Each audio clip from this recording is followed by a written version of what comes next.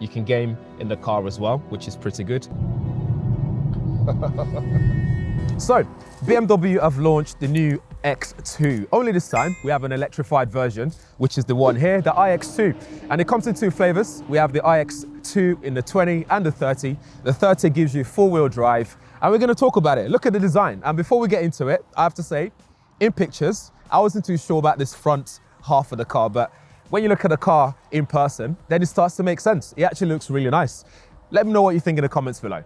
Starting with the design, let's talk about the front first, then we move to the side and then the back like we always do. So on the front, we have the four-eyed design. So I'm talking about those LED headlights, which looks really cool. And then we get this light bar that goes across the front here as well. That is an extra that you have to pay for if you get a technology pack, which this one here comes with. And then we get this little nice dink on the bonnets, which looks cool as well. Gives you that sporty look. And it's quite proportioned to the front of the car as well, because it leads to the center of the front grille, which I quite like. And then we get this contrasting color here, which is piano black. I think that looks good as well, especially very fitting for this Portimao blue metallic color that we have here as well. But all in all, I think the front looks quite smart. And like I said at the start, it's one of those ones that in pictures, it doesn't do it justice. You actually have to see this in person to fully appreciate the design and how it looks on the front. But am I just being delusional? Again, let me know in the comments below. Moving on to the side, we have a sporty dynamic silhouette. In some angles, the back looks a bit like the Jaguar I-Pace. It's kind of, yeah, I can't get it out of my head. Once you see it, you can't unsee it. But looking at the wheels, we have 20-inch alloys on this. 19 comes as standard, but you can pay extra to have these 20-inch alloys. And I like this alloy design as well. I think they're quite snazzy. It's very M Sport. We've got an M Sport badge on here as well. And then we move towards the side. We've got this leading line that kind of goes all the way here just to give it that proportionate look on the back. And like I said, it's sporty as well. It's got this coupe-esque look on the side, which I quite like. I think it's pretty snazzy. It suits the car, but I'm not sure how that's going to affect the sit-in position when you get inside the car, which we'll talk about as well when we get inside of the car. But I think overall, the side looks good, the front looks good, but I think it's one of those things where, again, you have to see it in person to fully appreciate the design of this. But otherwise, in pictures, it just doesn't do it justice. Let's have a look at the back. Over on the back, we have a fully tinted rear window. There's no rear window wiper. That's fine. It's a coupe. I wasn't expecting that on this kind of design, but we do get this boot spoiler, which kind of, I don't know what's going on here, but it stands out a little bit, makes it look sporty. And I think the audience that are gonna be buying this, it probably won't suit them, but it's there. And then we get the tail lights as well. Again, the same design language as the front. The BMW badge always doubles up as the boot lid opener, the tailgate opener, which will open up in a bit. And then we get the diffuser on the back, again, looking very sporty over there.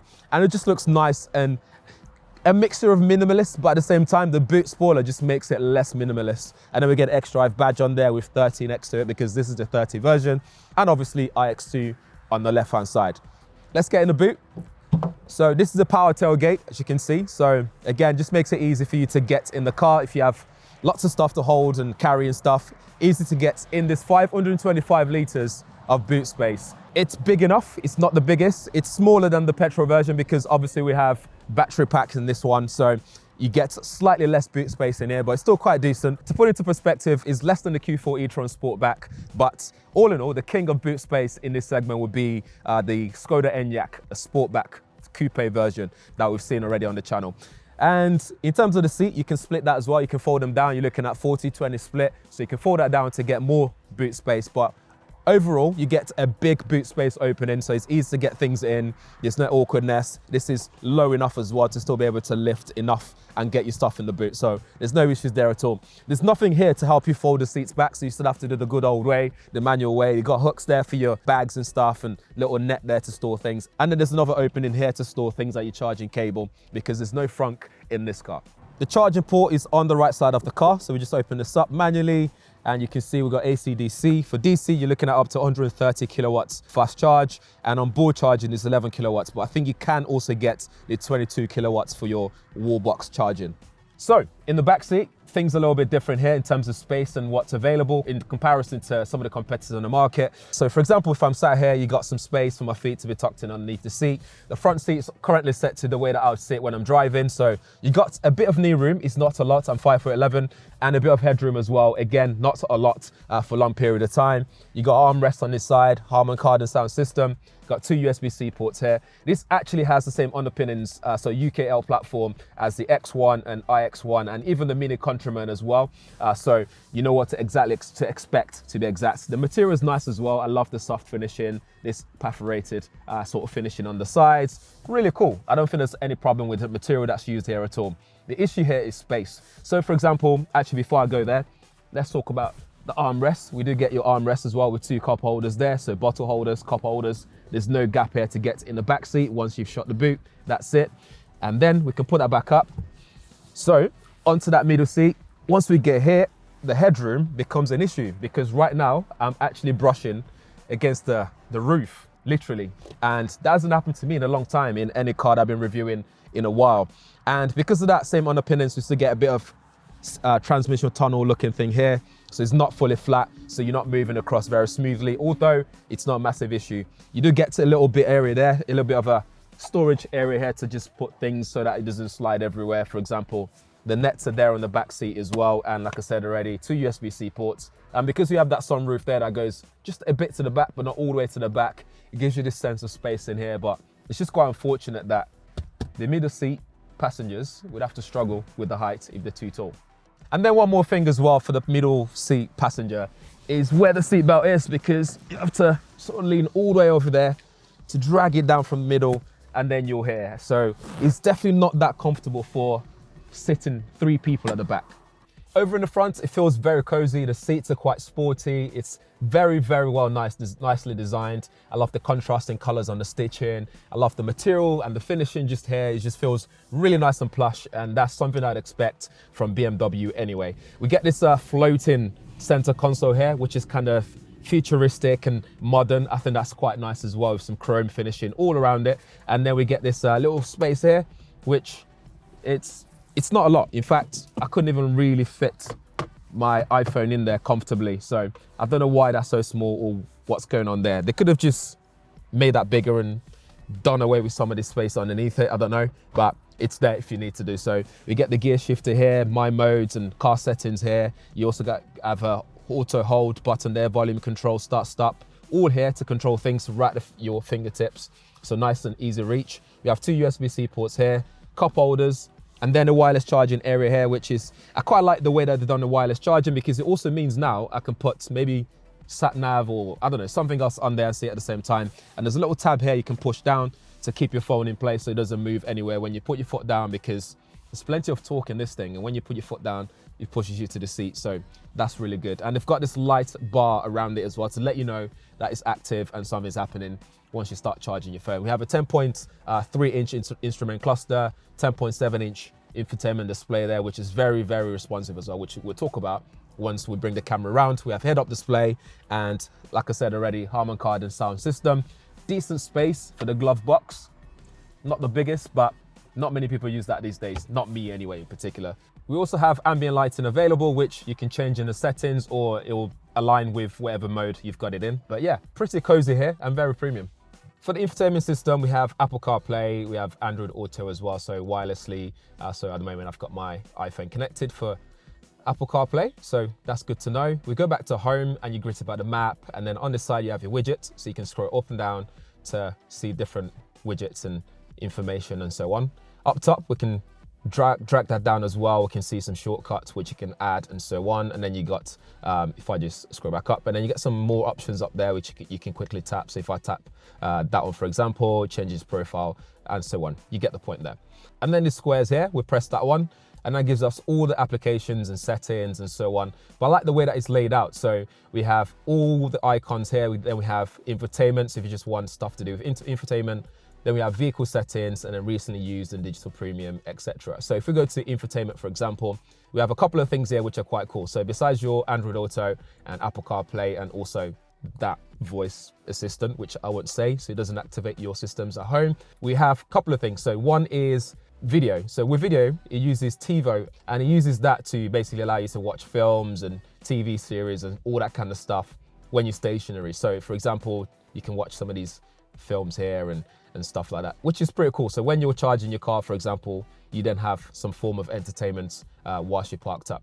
And then we have interior camera, which allows you to see, uses the camera that's mounted up here, so we can see stuff like this. So you can see us here at the moment. So if I just wave, you can see that. You can take photos and all that stuff. Time lapse as well, pretty cool. We come back out, and then we have air console games. And for now, you can connect your phone to play games, but later on in the year, they will release over-the-air updates, which will allow you to use your controllers. So Switch controller, Xbox, PS5 controller, you'll be able to use that with this. So I'm just gonna skip that intro for a sample. All you have to do is scan this QR code. That opens up the web app. So now I can use my phone to navigate. So if we just do play this particular game here, and then it loads very quickly as well, which is pretty cool. So once you scan the QR code, it connects to your phone, and you can start playing those games here. So you can see that it's very responsive as well. It connects to your phone. So I'm using an iPhone at the moment. So just tap away, collect some coins here. Yeah, you get the gist. You can game in the car as well, which is pretty good. And you can even add players as well. So when you have multiplayer games, gaming session, you can have another player next to you. You can game together, for example. So as far as entertainment goes, you have plenty of options there to keep you entertained whilst you charge your car.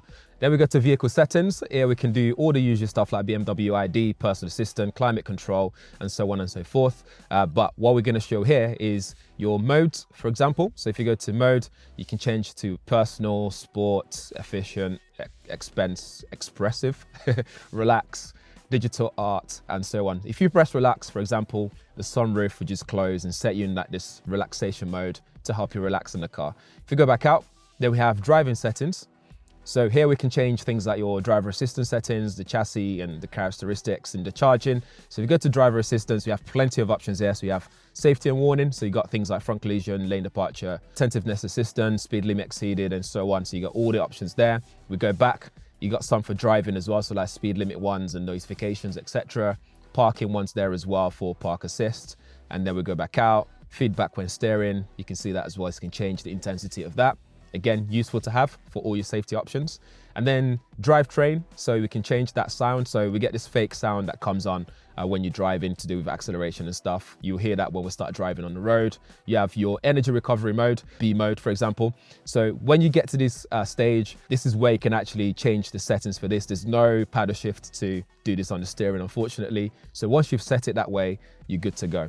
And then you got things like handling and parking brake and so on and so forth. If you delve more into parking, so this car can help you find parking spots as well, help you park in spaces. But in terms of viewing where you're parking and stuff like that, so you got cameras all around the car to help you see different angles. And then we can go to more as well and have a look at the 3D view.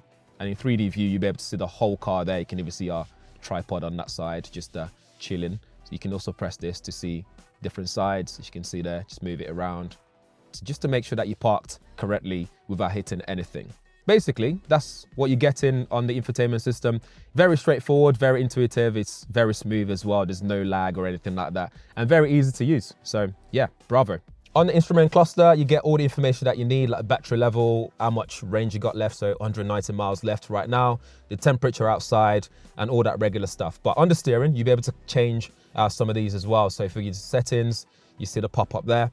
And then what you can do is go into content. So you can change the content that you can see in the middle there. As you can see, we're changing it to media radio, we've got map, all that kind of stuff there. So you can play around with that to see what you want.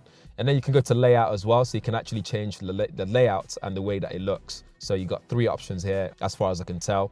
And then we've got head-up display settings, which you guys won't be able to see. But in front of me, I can change that from just a standard view to sport view as well. So good little options available there to just change the view to whatever suits your driving style. And then while I'm here as well, we have a boost paddle here. So this will allow you to get the full power of the car in 10 seconds bursts. So that could be useful if you really need to overtake someone, or you just need that extra power to come off a roundabout, or you need to join a motorway traffic, for example. Okay, onto the fun part to find out how well does it drive.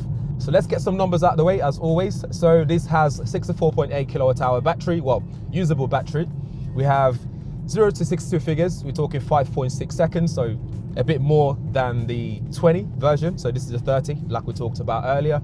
And then elsewhere, we have 494 Newton meters of torque, plenty of torque in this. The numbers probably don't even do justice to what you actually feel when you put your foot down in this car. It's very fast. It's 4-wheel drive compared to the 20. Top speed, you're looking at 112 miles per hour, thereabouts. And then range-wise, we're looking at around 267 miles on the WLTP, resulting in a total power output of 302 horsepower and 225 kilowatts. So if you can electrify it. So that's all the stats out of the way. What does that actually mean on the road? Boy, this is very fast. When you put your foot down, it's just a complete beast of a car in terms of the way that it just goes. Like in fact, if put in sports mode, it delivers more power. So you feel it a bit more, and it can actually, to a certain extent, feel a bit too aggressive. So for people that are going to be driving this every day and stuff like that, to whiz around town, trust me, you're going to enjoy driving this because it's a lot of fun to drive around. Speaking of handling, the grip is very good. I love the handling as well because every corner that I've chucked it into around here, it's just done it very well with ease. It's done it so comfortably well with little or no lean at all as well. So even with the weight of the car, you don't get a lot of lean going around corners at all. And the seats do a very good job at keeping you in the seats as well, keeping you nice and seated without moving around or flinging around in your seat at all. But when you do put your foot down, stick in sport mode, you get that fake noise as well, which I think you can turn it off. But if you don't turn it off, you also get that sound as well. So it's kind of interesting. You can change it as well. So you can get very electrifying. It sounds fun. The only thing that I don't really like though is, I say really like, something that I wish we could change on this though, is the steering, the way that it doesn't feel as engaged as I want it to be. So it's very soft. So when you, even though it's still very agile around corners and stuff, the thing is, it just feels too soft for me. It feels very toyish. But you know what though, the silver lining is, if my mum wants to be driving this, I'll be happy that she's driving this because it means at her age, she won't be struggling to turn and stuff like that around town, especially when you're going to do 3-point turns and stuff like that. It's not going to be too heavy weighted for her to rotate the steering wheel and stuff. But for someone like me, I want something in the settings that will allow me to change that steering weight of the weight of the steering, so it's a bit more engaged more than it actually is. But overall, I think the driving experience is good. It's very fast, handles corners very well, very agile and nimble. And also, it's just fun, a lot of fun to drive. It's very fast, 5.6 seconds, 0 to 62 numbers. I don't think there's more you can ask from a car like this at all. The range though, I don't know if you'll do that in the real world. It's not the biggest of range I've seen. I think the Q4 e-tron Sportback actually delivers more range than this does. And this, with all the specs added on, you're talking around sub 60,000 pounds, which is, see my facial expression? Pricey. But it's a BMW at the end of the day. You get what you pay for. You get the quality, you get the name, you get the design, you get the guarantee, all that stuff, the customer service that comes with it. That's what you pay for. And it's a car that's full of premiumness all around the car. And loads of tech as well, especially the gaming experience in there. I don't know if I'll game in the car, but it's there for you to do. But yeah, that's about it really for the iX2. So it's a lot of fun. I'm enjoying this. But over to you. Let me know what you think. Would you get one of these for that price tag? Let us know in the comments below. And most importantly, let me know what you think of that design as well. I'm still undecided. But yeah, thanks for watching. See you in the next one.